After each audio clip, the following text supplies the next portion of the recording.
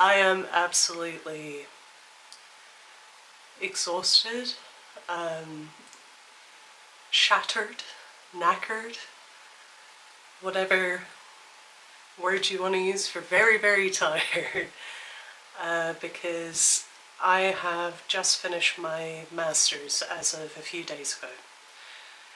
I gave myself a couple of days off, and yeah, here we are. So, hi. Contrary to my last long video where I said, yeah, I'm going to film the whole process for you guys, I didn't film a single part of my master's because, if I'm honest, it was just a bit unrealistic given the workload that I had. This video is going to be a little bit about me reflecting on just like my educational history and some of the differences between the 3 courses that I've been on here in Scotland, 2 in Edinburgh and 1 in Glasgow. So I've just finished my master's at Glasgow School of Art. I am sitting on a horrific chair as well, so if you hear weird noises, it was the only one I could drag through to my living room while the light is looking good. So let's start at the start. I've lived in Edinburgh the majority of my adult life. I've done a bit of travelling and come back. And when I was a baby, little baby, I moved away at 17 and did a BTEC in Art and Design at Edinburgh College. I think in some ways, looking back at things, I maybe moved away a little young, but it was very formative for me in a lot of ways. The experience of living away from home particularly really shaped me into the sort of sometimes too much but very independent adult that you see sitting before you now. And it's relevant because of what happened last year. I ended up like down the hole from where I stayed for a year when I first went to college. I did learn a lot during that course, and for me I had a lot of things go wrong in my personal life during my hires, so I came out with decent grades. I got an A, 3 Bs and a C, which considering what was going on in my life at the time was pretty good. But it wasn't great when it came to applying for courses at a university level. So the BTEC was a good time for me to sort of experiment. It was really quite impactful for me going down the animal illustration route. Although I've always drawn animals, when I was younger I had this sort of preconceived notion that artists had to do self-portraits for some reason, and I used to do really angsty ink paintings of myself. Which kind of ties into my master's, my final project. It's been a weird year actually, seeing all these sort of crossovers with something that I did over 10 years ago now.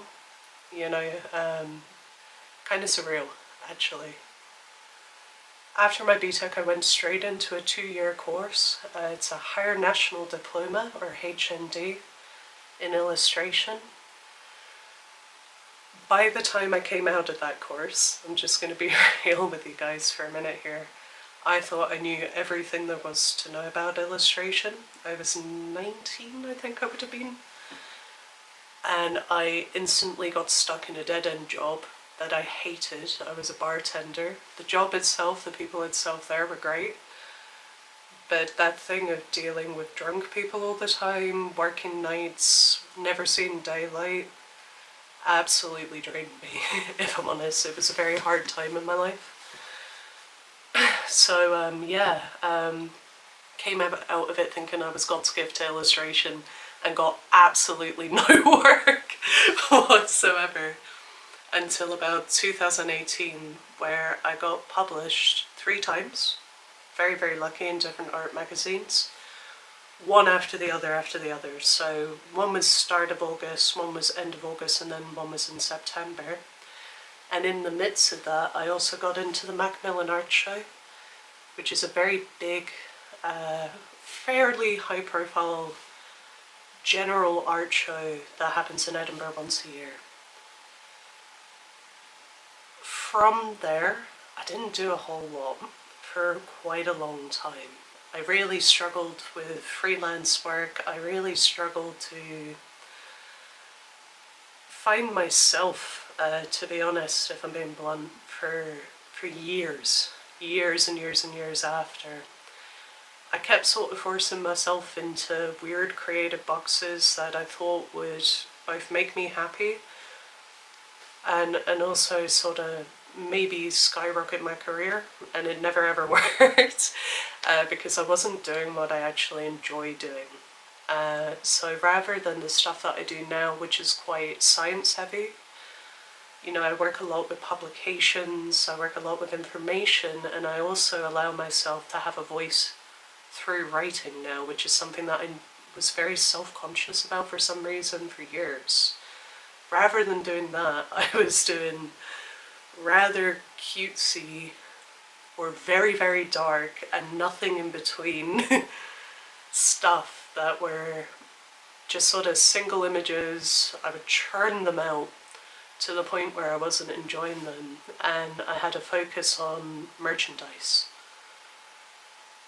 I also did a lot of freelance work in my time abroad.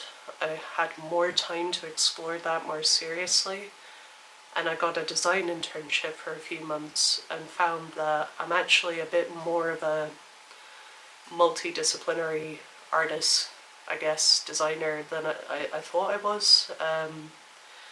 Did a lot of branding, posters, a lot of very graphic design heavy work. And it's kind of formed me as a designer now and gave me a little confidence boost, but maybe not quite enough to pursue doing publications in the way that I do them now as well. So after, God, I don't even know how many years it would be, at least 6 years, just off the top of my head, of kind of fannying around, doing stuff that I didn't really enjoy and sort of focusing maybe more on quantity over quality and being rather self-conscious as an illustrator, I ended up coming back to the UK. I got trapped in an area that the name I'm not going to put out there because I don't particularly want to diss people. I got trapped there for a few more years on top of all this, in the middle of nowhere. I looked like this. I did not fit into that particular town, I guess.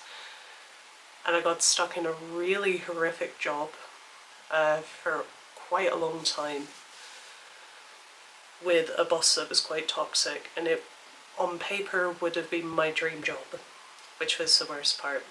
I ended up not doing any of the design work really that I was promised that I could do, that was in my job description, and I was basically cleaning like all the time, and I got really, really down. During that period of time, I started researching what I kind of wanted to do with my life, and when I was younger, I had this thing about moving away from Edinburgh, because when I was a teenager, I wasn't meeting the right people. I wasn't making friends like I do now. I have an amazing social life, and I was kind of stuck in this nightlife loop where I was just meeting people that it was kind of the only thing they were interested in, and I don't actually drink that much. I kind of like my home qualities, I guess. I like gardening, I like cooking, I like drawing. You know, I'm a fairly boring person for someone in their mid-20s, or, well, late 20s now. And I fell into that trap again in this area that I got stuck in for a while. And I just started missing Edinburgh for different reasons. I missed how green it is. I missed the fact that it's kind of in between a town and a city. Even though it's the capital of Scotland, it's not very busy, apart from the Fringe. Apart from the Fringe, which is just past. Jeez Louise, was that mental? It's you know, you can walk everywhere, and from like a lifestyle perspective it suits me quite well. It's also close to areas like Glasgow, which are much more built up and busy, busy, busy, busy. And I like that, but I don't like living in it particularly. And I decided after looking into this again to come back to Edinburgh and get my degree. Every design job that I saw and wanted, it was like a basic, you know, requirement. And a lot of these companies go through HR services, so, you know, it's not like the big bosses who are seeing your portfolio straight away. And I found myself getting cut out of opportunities based off my educational history, even in a creative subject. And it was kind of like a weird fates aligning situation. I got offered a place in the Borders, funnily enough. I applied to just like a bunch of places all at once to keep my options open. And I decided not to go because I got offered a rather crappy opportunity in the area I was stuck in at the time. But it worked out because shortly after, I stumbled across another course at Edinburgh College. And it's been life-changing for me, it really has. I did a 1-year BA top-up course, I suppose you would call it, which means that when you do your HND in Scotland, you tend to apply for the second year of a degree. Your degrees tend to be 4 years. But I had gone away and travelled and come back. I was older and I didn't really want to start from that point again, if I'm honest. It was a lot of time to invest in education, and this was sort of like the perfect alternative. It was like boot camp for design. I did visual communication, and it was great. But it meant that those 2 or even 3 years were compressed into one course. The workload was the same, but the time that you had to do it was less.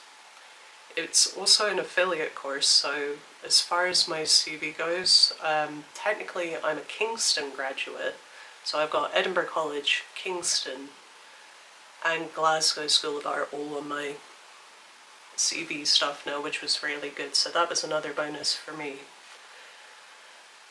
And I ended up moving into that flat down the hall from when I was a teenager. I was quite lucky. I managed to get a room by myself, and it meant that I was staying on campus. Granton is a very boring place, mind you. There's not a whole lot going on in it as far as Edinburgh is concerned, but the public transport is really good if you're maybe considering Granton as an option for yourself. You can get into town in like 20 minutes, whereas where I am now it can take 45. So it's pretty good. And I learned a lot that year. Because it was visual communication, I ended up working across the 3 disciplines on that course, which were illustration, but I would say illustration was sort of the smallest percentile of the course, not because of students, but because of what work was required for the course. Graphic design, which I think really, it was mostly a graphic design course, but that actually suited me better. And UX UI design, which is like web apps, interface design, basically. And I did a bit of everything. It was also the first time that I gave myself the time and let myself grow in confidence doing publications. And I did my first publication, proper publication, not just like crappy zine or whatever, for my sort of overarching major project of the year, which was X, my Extinction colouring book, which was a big achievement for me. It was the first time that I sort of let my written voice out there. It was the first time I'd ever done a colouring book, which was a goal for me for like many, many years, but it was just one of those things that I never really felt like I had the time to commit to it. And it was the first time that I let myself You know, you look at me, I'm pretty spooky looking. My work really wasn't back then. But it was the first time I let myself be a bit darker and cover the topics that I was actually interested in.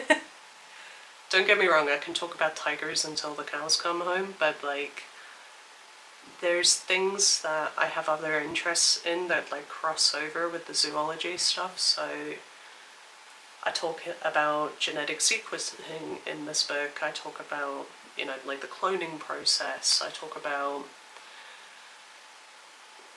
the sort of ecosystem, bigger picture stuff that leads to the extinction of an animal, not just the animal itself. And that sort of thing is what really interests me in the long term. My masters really kicked that up another level, if I'm honest, to where I'm at right now. It was, oh god, it was an intense year.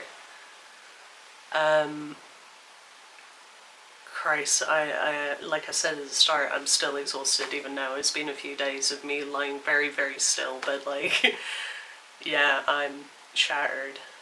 I decided to stay in Edinburgh because I got a good flat and commute to Glasgow for a year. If you are considering doing a master's specifically, a BA you might be able to get away with it, but a master's from Edinburgh at GSA, if you can avoid it, I would recommend it. I missed out on a lot this year because of the commute, if I'm honest, and I think it definitely drained my energy levels, so that certain things were less enjoyable than if I, you know, was commuting locally. And because of the workload that's expected, I definitely felt like there were times that I really struggled to output the quality that I wanted to output. You know, I'm a bit of a perfectionist, and I've never struggled as much as I have this year within education. I've always been, contrary to my hires, an A+ student when it comes to art. And this is the only time that I've ever had a C in a formative, you know. It says a lot. And a lot of that, I will say, was down to the commute and down to the fact that I wasn't sleeping properly for a lot of it. I got sick multiple times because of the commute and stuff like that. It's very hard work. It's not impossible. It's very hard. I will say as well, if this is something that you're considering, you really, really need to have some savings put aside before committing to commuting to Glasgow for a year. Fun fact, up until a couple of days ago, I was actually a banker for RBS for 4 years, so I'm pretty savvy with cash, money management, additional borrowing, things like that, but even I struggled, you know, and that was my day job for years. Not the shitty job. Not the shitty job, that was something else, but, you know, it's very hard to do this in an affordable way. The bus alone is £10 a day, and if something goes wrong with the bus, suddenly you're shelving out another 20 odd quid, even with, you know, a rail card just to get the train back to Edinburgh. So if you go through 5 days a week, or maybe even 6 on occasion, it adds up. And it's something that you seriously need to consider. Also, the expectation of the quality of printed work, and it's a very print-heavy course, like, you will be expected to produce physical items throughout it. It costs money. It costs a lot of money in a lot of cases to create stuff that is of a level that you can actually pass the course with, let alone get a good grade, you know. So something to consider very seriously is money. Also, like I mentioned in my last video, you do have to pay fees if you are a Scottish citizen as well. Unlike BA level and below, so Masters, PhD and so forth, you do have to pay for it even if you get SAS. And with that though, I've had a very mixed bag experience. on my masters this year. I have had points where I have considered dropping out quite seriously, and I've never been pushed to that before. I've said, oh, I'm going to drop out, but I've never actually considered it. It's a very different type of course because it's not skills-based, it's very research-based. So you can be the best illustrator in the world, but if you don't do the research part, you get an awful grade. And I learned that the hard way because I'm used to being on courses that are entirely skill-based. So that was quite a hard transition for me. On top of that, input from tutors has always been something that I thoroughly enjoyed, actually, but usually I have struggled to get it because I'm very quiet, I'm not very good at asking for help, and I've often been in quite large classes that have maybe had students that are like, me, pay attention to me, sort of thing, and I've often found myself in these settings being sort of sat at the side because they go, oh, Holly seems confident or like with it or whatever, she doesn't need help, when actually that has not been the case. That did happen a few times during this course, but the structure of input was very formal and time slotted, so I actually have way more input in some ways and way less in others. Because, for example, the first semester, split into 3, all I had was feedback. And it was so confusing. It was so confusing and actually really aggravating at points because one lecturer would say one thing, another would say another, and then I'd end up kind of doing a sort of, pardon my French, bastardized version of the original ideas that I would have. That almost happened with my final project as well. The second semester, complete opposite. So I went from being in like every single day till like 10 o'clock at night sometimes. Second semester, I think I was in maybe 2 weeks altogether. And it wasn't due to like sickness or anything like that. The lecturers just kind of disappeared. And I don't know what happened there, but yeah, I had like a dusting of actual input from my actual lecturers. We had guest lecturers that were very helpful. But, and it's a big but, when it came to asking for information about the course itself, they just couldn't answer the questions because they didn't have the training to do so, or the permission, and that was really hard work in the total opposite way. And then the last semester was kind of the best one, I think. Started out really rough for me because I had an idea, and it was actually a really good idea for this section of the course. And I had one lecturer say, don't do that. I had another one say, do that but split it up into multiple projects. And then I had another one just kind of go, huh? And like, it set me back weeks and weeks in my project. And what I ended up doing was the original idea, but sort of tweaked a bit to fit in with the overall course. It was very heavy going, and it really did form me as an artist in a major way, this last project in particular. Drips and drabs and mini projects along the way were kind of, you know, getting forced to draw animals outside, getting forced to sort of shine up my graphic design skills so that they were a bit more professional. The second semester I spent doing my second major publication about animal camouflage called Cryptic. That made me work with information on a much larger scale. It made me focus more on the illustrations, and it also taught me how to paint as well. I've never painted really properly before, but it was watercolour. And then this last project was entirely with ink, which is that weird tie back around to how this all started in the first place. But rather than writing from science, this book was purely based on my own personal experiences with birds in the wild, in captivity, and in my garden I think it was between like end of May to mid-August, basically. So in a very condensed time frame for a book like this that would normally take a few years. But it was also bird mating season, so it was the time to do it, and I did it. And it came out great. And it's totally changed my approach to things. So I've gone from edgy self-portraiture through to my sort of teen, early 20 years of doing like rhino in a party hat kind of stuff to like kind of starting publications but not really doing it very well, and there's a lot of graphic design issues with that first book, to now just churning out publications with research I've conducted myself.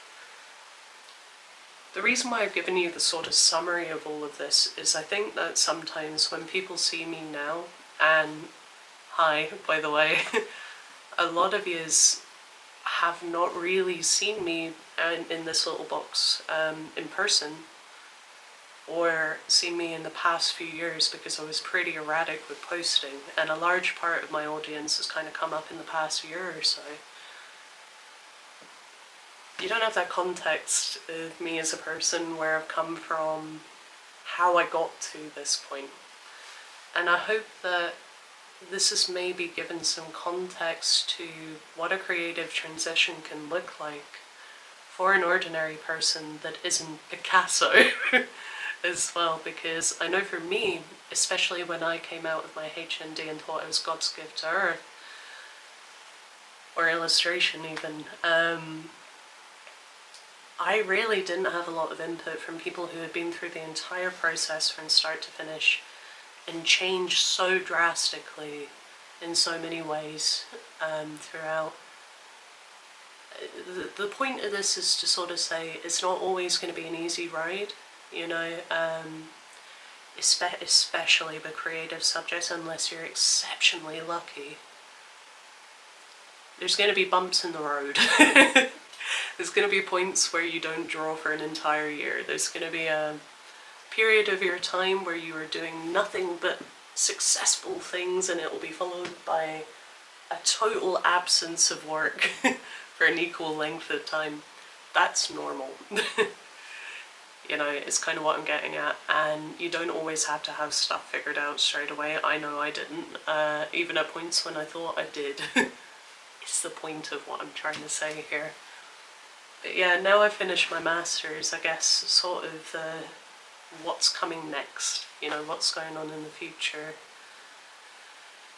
I am going to be posting a lot of content over the next few months particularly. I am starting a bi-monthly publication called Brink.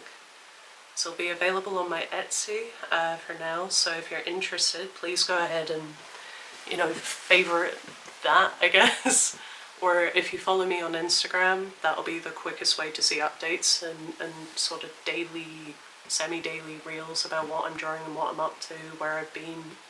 So for instance, today I've just got back from the National Museum, documenting some dead monkeys and stuff.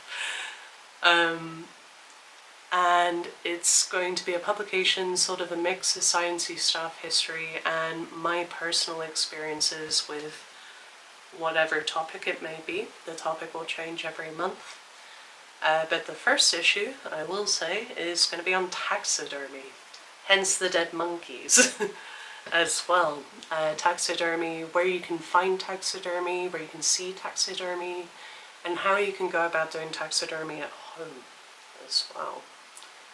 So yeah, that's sort of my next steps. I'm hoping to make this a physical publication that can be available in places as well, but also a digital one, because I want my work to be a bit more accessible to people. A lot of you guys are in Australia. I'm not going to say good day seriously because I don't want you to unsubscribe, but hi. And I do understand the postage sometimes from independent sellers to other countries, wherever you are really, can be extortionate, and I want to give you another option that is maybe a bit more affordable as well. So that's sort of next step. I've also recently got myself an in-house design job. I'm not going to say where, none of your business, but I'm very excited about that. So yeah, it's been a wild ride. I don't know, I'm feeling pretty good, I'm feeling pretty hopeful, and I'm feeling very proud of myself right now, because a few years ago I didn't even think I'd get my degree, and I'm sitting here now waiting to get my grades back for my masters. So yeah, thanks for listening to me ramble. I hope maybe you learned something, and I'll see you in the next video.